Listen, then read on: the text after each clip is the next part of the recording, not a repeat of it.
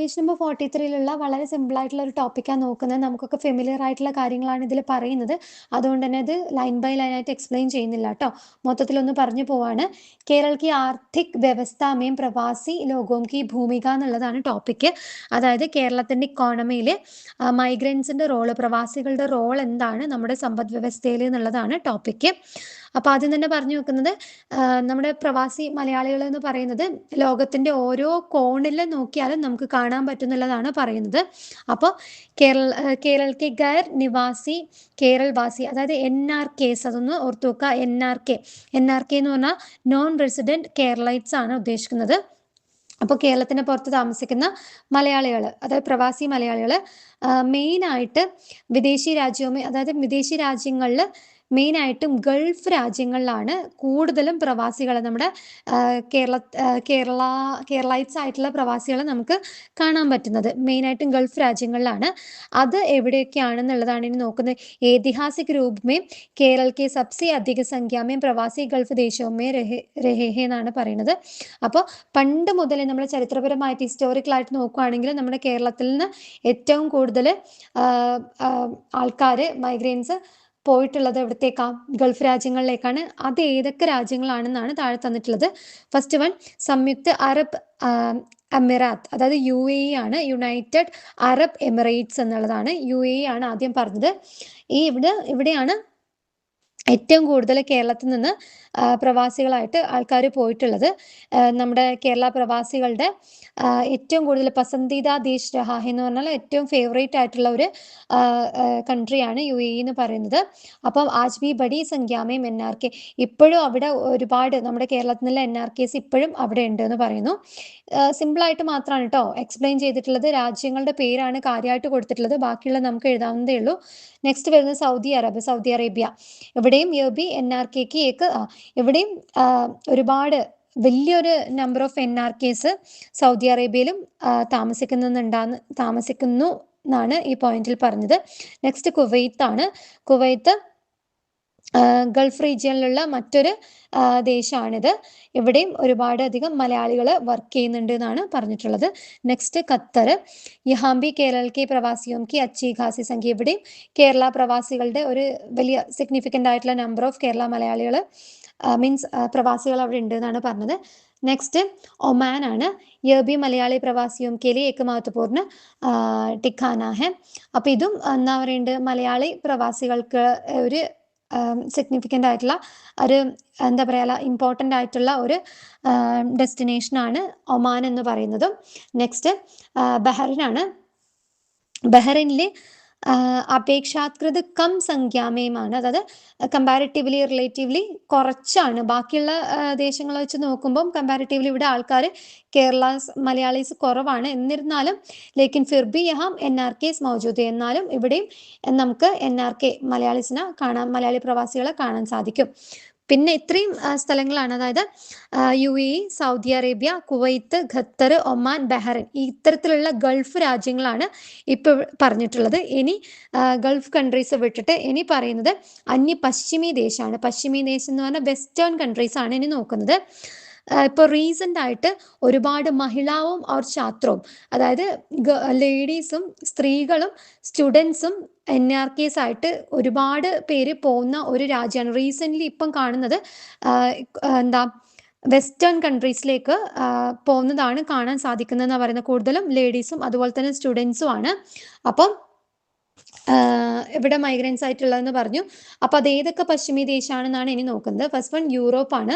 യൂറോപ്പിലെ തന്നെ വിശേഷ രൂപസ് മെയിനായിട്ട് UK, ജർമ്മനി, അയർലൻഡ് പോലെയുള്ള ദേശങ്ങളിലും പിന്നെ മറ്റ് യൂറോപ്യൻ ദേശങ്ങളിലായിട്ട് ഒരുപാട് മലയാളി പ്രവാസികളെ നമുക്ക് കാണാൻ സാധിക്കും. അതിൽ തന്നെ കൂടുതലും ഫീമെയിൽ മൈഗ്രൻസ് ആണ് ഇത്തരത്തിലുള്ള ഡെസ്റ്റിനേഷൻസിൽ പോകുന്നത് എന്നാണ് പറഞ്ഞു വെക്കുന്നത് കേട്ടോ. ഓക്കെ. പിന്നെ നെക്സ്റ്റ് വരുന്നത് ഉത്തരീയ അമേരിക്കയാണ്. നെക്സ്റ്റ് വെസ്റ്റേൺ കൺട്രി ഉത്തരീയ അമേരിക്കയാണ്, അതായത് നോർത്ത് അമേരിക്ക, USA, അതുപോലെ തന്നെ കാനഡ.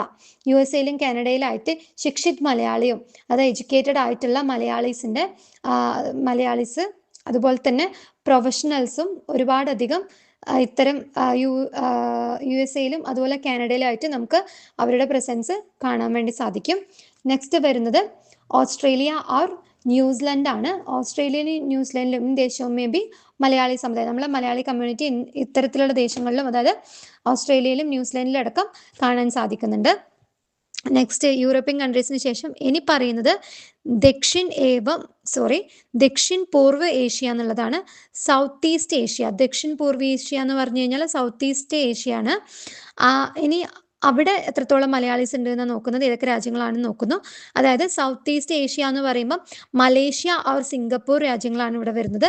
മലേഷ്യയിലും സിംഗപ്പൂരിലായിട്ട് ഏതിഹാസിക് ഗ്രൂപ്പ്സ്, ഇവിടെയും നമ്മൾ ഗൾഫ് കൺട്രീസ് പറഞ്ഞ പോലെ ഹിസ്റ്റോറിക്കലായിട്ട് ചരിത്രപരമായിട്ട് പണ്ട് മുതൽ തന്നെ ശുരുവാത്തി മലയാളി, തുടക്കക്കാരായിട്ടുള്ള മലയാളി പ്രവാസികൾ ഇവിടെ എന്തിനു വേണ്ടിയിട്ട് അവിടെയുള്ള മെയിം എന്നുള്ളത് അതിൻ്റെ ഒന്നിച്ച് വന്നതാണ്. ബാഗാനോ എന്ന് പറഞ്ഞാൽ തോട്ടങ്ങളിൽ, ഗാർഡൻസിലൊക്കെ ആയിട്ട് ജോലി ചെയ്യാൻ മുന്നേയുള്ള മലയാളീസ് പോയിട്ടുണ്ടായിരുന്നു. ഇന്നും അവിടെ പല ജോലികളിലായിട്ടും പല കാര്യങ്ങളായിട്ടും മലയാളീസ് അവൈലബിൾ ആണ്. അതാണ് സൗത്ത് ഈസ്റ്റ് ഏഷ്യയിലുള്ള മലേഷ്യനെയും സിംഗപ്പൂരിനെയും കുറിച്ച് പറയാനുള്ളത്. ഇനി വരുന്നത് നോർക്ക റൂട്ട്സ് എന്ന് കേട്ടിട്ടുണ്ടോ? നോർക്ക റൂട്ട്സ് എന്ന് പറഞ്ഞു കഴിഞ്ഞാൽ ഇതെന്താ, മലയാളി പ്രവാസികളുടെ ഒരു ഫീൽഡ് ഏജൻസിയാണ്, അവർക്ക് വേണ്ടി പ്രവർത്തിക്കുന്ന ഒരു ഫീൽഡ് ഏജൻസിയാണ് NORKA റൂട്ട്സ്, നോർക്ക റൂട്ട്സ് എന്ന് പറയുന്നത്. അവരുടെ കണക്കനുസരിച്ചിട്ട് കേരളത്തിലെ പ്രവാസി ദുനിയ ലഗ്ഭഗ് നമ്മൾ ഏറ്റവും 182 ദേശങ്ങളിലായിട്ട് പ്രവാസി മലയാളികൾ വർക്ക് ചെയ്യുന്നുണ്ട് എന്നാണ് കേട്ടോ. 182 രാജ്യങ്ങളിൽ മലയാളി പ്രവാസികൾ വർക്ക് ചെയ്യുന്നുണ്ട്.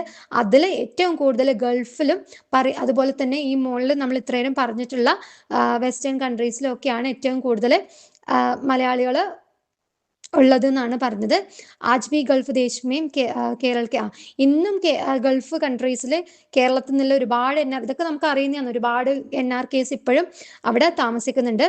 അതിൽ ഇപ്പം നോക്കുകയാണെങ്കിൽ ലേഡീസിൻ്റെ ഇടയിലും അതുപോലെ തന്നെ സ്റ്റുഡൻസിൻ്റെ ഇടയിലൊക്കെ ഈ ഒരു മൈഗ്രേഷൻ ടെൻഡൻസി കൂടിക്കൂടി വരുന്നതാണ്. അതായത് പ്രവാസികളാവാൻ, അത് പുറത്തു പോയിട്ട് വർക്ക് ചെയ്യാനും താമസിക്കാനുള്ള ഒരു ടെൻഡൻസി കൂടിക്കൂടി വരുന്നതാണ് നമുക്ക് കാണാൻ പറ്റുന്നതെന്നാണ് പറഞ്ഞത്.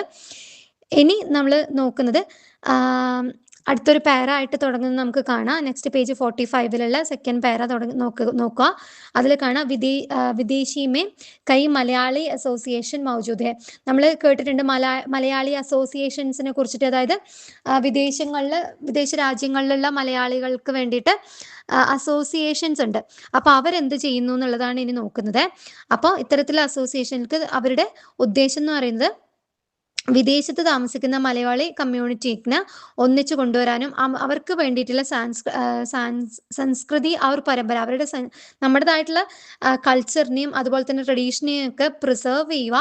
അതുപോലെ തന്നെ ഏക് ദൂസരേക്കോ സഹായത പ്രദാൻ കർണ, അവിടെ പുറത്ത് താമസിക്കുന്ന പെട്ടെന്ന് എത്തിപ്പെട്ടിട്ടൊക്കെയുള്ള മറ്റ് നമ്മുടെ തന്നെ ആയിട്ടുള്ള മലയാളികൾ ഒരുപാട് പേര് അവിടെ ഉണ്ടാവുമല്ലോ, അവർ തമ്മിൽ ഒരു സപ്പോർട്ടായിട്ട് പ്രവർത്തിക്കുക. അതുപോലെ തന്നെ ഈ അസോസിയേഷൻ പലതരത്തിലുള്ള പ്രോഗ്രാംസും ആക്ടിവിറ്റീസും ഒക്കെ നടത്തുന്നുമുണ്ട്. അതെന്താണെന്നാണ് ഇനി താഴെ പറയുന്നത് കേട്ടോ. ഇവർ നടത്തുന്ന പ്രോഗ്രാംസ് ആക്ടിവിറ്റീസ് എന്തൊക്കെയാണെന്ന് നോക്കാം. ഒന്നാമത് ഈ അസോസിയേഷൻസ്, മലയാളി അസോസിയേഷനിലാണ് നമ്മൾ ന്യൂസിലൊക്കെ ആയിട്ടും ഒക്കെ കാണാറില്ലേ, ഇവർ പല വെസ്റ്റേൺ കൺട്രീസിലോ അല്ലെങ്കിൽ അറേബ്യൻ കൺട്രീസിലൊക്കെ ആയിട്ടും ഇവിടെ നമ്മൾ ഫെസ്റ്റിവൽസ് ഒക്കെ അവിടെ ആഘോഷിക്കുന്നത് നമ്മൾ കാണാറുണ്ട്. അതാണ് ആദ്യം പറയുന്ന സാംസ്കൃതിക കാര്യക്രമം എന്ന് പറയുന്നത്, കൾച്ചറൽ പ്രോഗ്രാംസ്. അവർ പ്രവാസി മലയാളികൾ ഓണം, വിഷു അതുപോലെയുള്ള മറ്റ് മലയാളി ത്യോഹാർ എന്ന് പറഞ്ഞു കഴിഞ്ഞാൽ ഫെസ്റ്റിവൽസ് അവിടെയും സെലിബ്രേറ്റ് ചെയ്യാറുണ്ട്. അതുപോലെ തന്നെ പാരമ്പര്യ നൃത്യ അവർ സംഗീത പ്രദർശനം, നമ്മുടെ ട്രഡീഷണൽ ഡാൻസ് ആൻഡ് മ്യൂസിക് ഒക്കെ പെർഫോം ചെയ്യും അവിടെയും വിദേശത്തും. അതുപോലെ തന്നെ സാഹിത്യക് ചർച്ചയും ആ ഒരു കാര്യക്രമം, നമ്മുടെ സാഹിത്യപരമായിട്ടുള്ള ലിറ്ററേച്ചർ റിലേറ്റഡ് ആയിട്ടുള്ള ചർച്ചകളും പ്രോഗ്രാംസും ഒക്കെ ആക്ടിവിറ്റീസ് ഒക്കെ അവിടെയും അവർ നടത്താറുണ്ട്.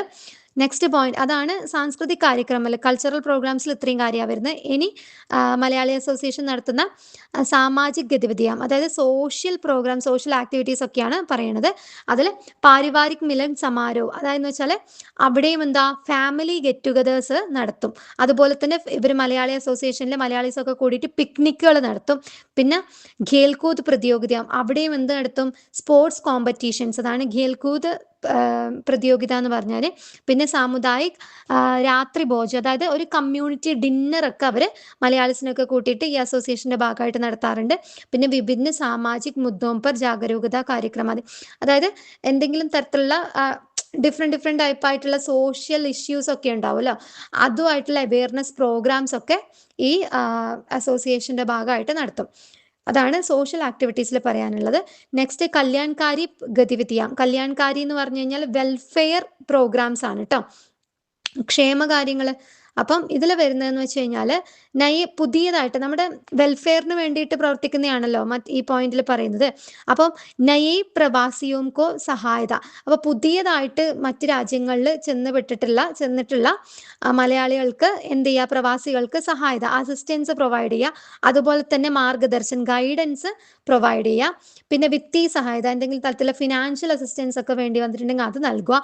അന്യപ്രകാർക്കി സഹായത, മറ്റെന്തെങ്കിലും തരത്തിലുള്ള ഹെൽപ്പ് വേണ്ടി വന്നിട്ടുണ്ടെങ്കിൽ അതും കൊടുക്കുക. പിന്നെ റോസ്ഗാർ എന്ന് പറഞ്ഞാൽ എംപ്ലോയ്മെന്റ് ആണ്. റോസ്ഗാർ ഘോഷണയുമേ മദത് കർണ, കാര്യമായിട്ട് ജോലിയൊന്നും അവർക്ക് കിട്ടിയിട്ടില്ല എന്നുണ്ടെങ്കിൽ, പുതിയ പ്രവാസികൾക്ക് ജോലി കിട്ടിയിട്ടില്ല എന്നുണ്ടെങ്കിൽ അത് റോസ്ഗാർ ഘോഷണ, ജോലികൾ സെർച്ച് ചെയ്യാൻ വേണ്ടിയിട്ട് അവരെ ഹെൽപ്പ് ചെയ്യുക. പിന്നെ അതുപോലെ തന്നെ ആപദാവും കെ സമയ സഹായത പ്രദാൻ കർണ, അതായത് എന്തെങ്കിലും ഡിസാസ്റ്റർ ഒക്കെ സംഭവിച്ചിട്ടുണ്ടെങ്കിൽ അത്തരം ടൈമിൽ ഹെൽപ്പ് ചെയ്യുക എന്നുള്ളതൊക്കെയാണ് ഇവിടെ പറഞ്ഞത്. അപ്പോൾ വെൽഫെയർ പ്രോഗ്രാംസിൽ ഇതൊക്കെയാണ് പറഞ്ഞത്. അതെന്ന് വെച്ചാൽ പുതിയ മലയാളികൾക്ക് അവിടെ എത്തിച്ചതിന് ശേഷം അവരെന്തെങ്കിലും അസിസ്റ്റൻസ് വേണമെങ്കിലും ഗൈഡൻസ് വേണമെങ്കിൽ അത് കൊടുക്കുക. അതുപോലെ തന്നെ ഫിനാൻഷ്യൽ സപ്പോർട്ട് കൊടുക്കുക. പിന്നെ വേറെ എന്തെങ്കിലും തരത്തിലുള്ള സപ്പോർട്ട് വേണമെങ്കിൽ അത് നൽകുക. പിന്നെ ജോലി കണ്ടെത്താൻ സഹായിക്കുക. പിന്നെ എന്തെങ്കിലും ദുരന്ത സമയങ്ങളിലൊക്കെ സഹായം നൽകുക. അതാണ് വെൽഫെയർ പ്രോഗ്രാംസ്. ഇവർ നടത്തുന്ന 3 കാര്യങ്ങളാണ് പറഞ്ഞാൽ, ഒന്ന് കൾച്ചറൽ പ്രോഗ്രാംസ്, മറ്റൊന്ന് സോഷ്യൽ ആക്ടിവിറ്റീസ്, മറ്റൊന്ന് വെൽഫെയർ ആക്ടിവിറ്റീസ്. ഈ 3 ഏത് മലയാളി അസോസിയേഷൻസ് നടത്തുന്ന പ്രോഗ്രാംസ് ആയിട്ട് പറഞ്ഞിട്ടുള്ളത്. ഇത്രയും കാര്യങ്ങളാണ് ഇതിലുള്ളത്. വളരെ സിമ്പിളാണ്, ഒന്ന് റീഡ് ചെയ്ത് നോക്കുക കേട്ടോ.